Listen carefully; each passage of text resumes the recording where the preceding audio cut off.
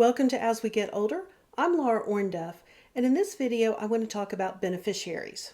Now, before you immediately reach to turn this video off, I want you to hear me out because I want to give a few scenarios where the situation didn't quite turn out as I think the people had hoped for.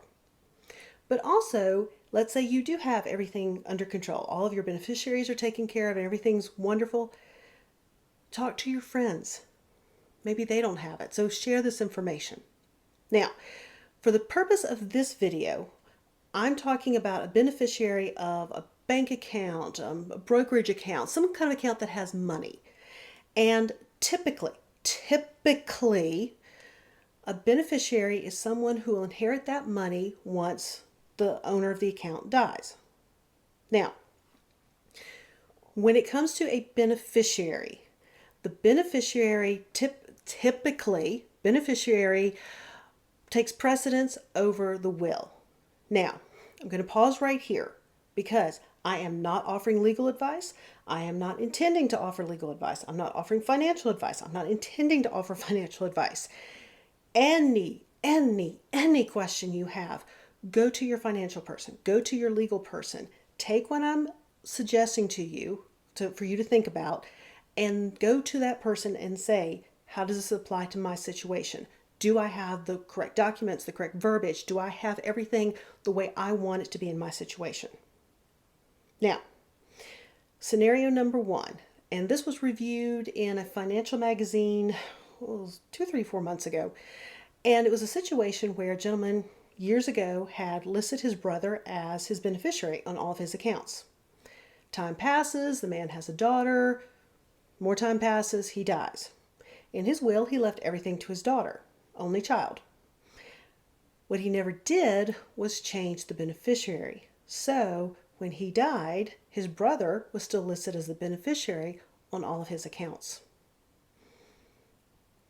So, beneficiaries take precedent over the wills. Now, one that is a little more, what was the intent? And this actually happened to a family friend of mine. His mother had died years before, so his father was still living. He had an ex-wife who was his best friend.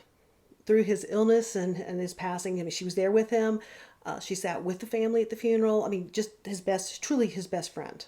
Now, when they go through the estate, because again, they're divorced, but when, his father and everybody starts going through the estate, he had left everything to his father, but there was one account where she was still listed as the beneficiary. Now, the father was listed as a beneficiary on all the other accounts, except this one. And I kind of got the impression that there was a lot of money in this one. Now, what was his intent? Did he intend to leave it to his best friend? Here's a little money, she was his best friend. Did he intend to leave her a little money? Did he forget? And he just forgot to put his father on it. The next one involves my father, which is actually the reason I'm talking about this in this particular video, is with his life insurance. As best as I could figure out, he bought it after he married Mom, but before I came into the picture. Mom was listed as a primary beneficiary, and the estate was next. I was never put on as a beneficiary. He had several decades. He could have done it, but he never did it. Anyway, neither here nor there at this point. But any of those of you who have closed out an account, it had to go into the account, the estate account and all that fun stuff. Now, this last situation, I will confess, I did it. Ever since I started thinking of this whole video series, it's been probably a good year by now. This one, especially with dad happening with dad, it was like, this is an easy one. This is so easy. You go to the bank, you go to wherever, and you just make sure that you have that beneficiary. It's easy. It takes no time. And it just makes things so much easier after your passing. And I've been telling all my friends, and several of my friends, they had to clean up a few things. But this happened to be 4 years 2 weeks shy of the 4th anniversary of my mother's death. And I'm at the bank and I'm actually working on one of Dad's accounts. And I just asked the lady, I said, while we're here, can we just check my accounts? And, because she kind of laughed at me because mom was still my beneficiary. Basically, 4 years after she died, she was still my beneficiary.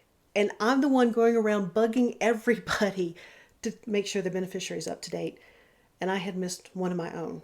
So, this is where I'm begging you, please take the time, contact all of your financial places, wherever you have a place that you could have a beneficiary.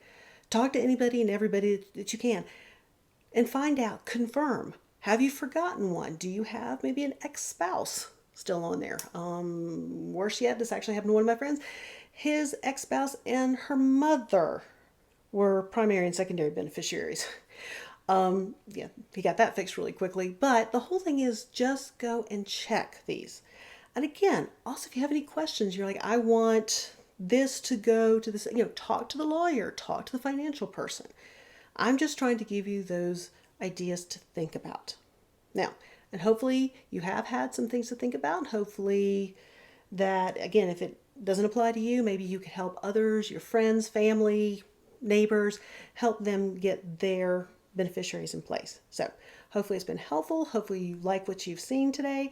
Hopefully you had a chance to explore some of my, the library on my YouTube channel. And if you do like what you see, if you'll hit the submit button, and I will see you in the next video.